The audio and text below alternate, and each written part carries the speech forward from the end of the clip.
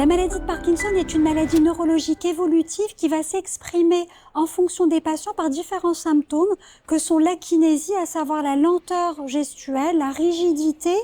et le tremblement, qui est le signe clinique le plus connu dans la population, qui n'est pas systématique pour un patient donné, qui peut être absent et qui, pour certains patients, peut être extrêmement invalidant. Au stade débutant de la maladie, les traitements médicamenteux usuels permettent de bien contrôler ces symptômes, puis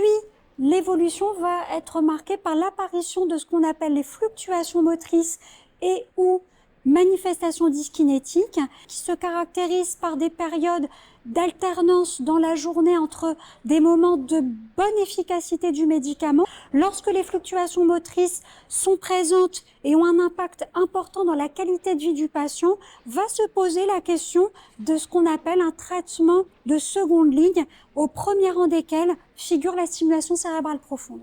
Tous les patients ne peuvent pas bénéficier de la stimulation cérébrale profonde. Pour savoir si le patient est un bon candidat pour la stimulation cérébrale profonde,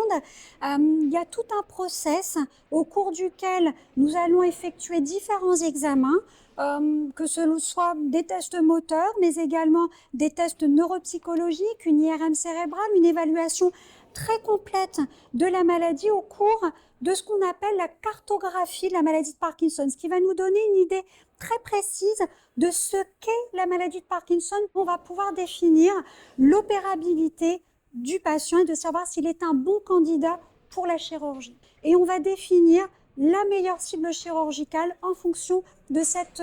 cartographie.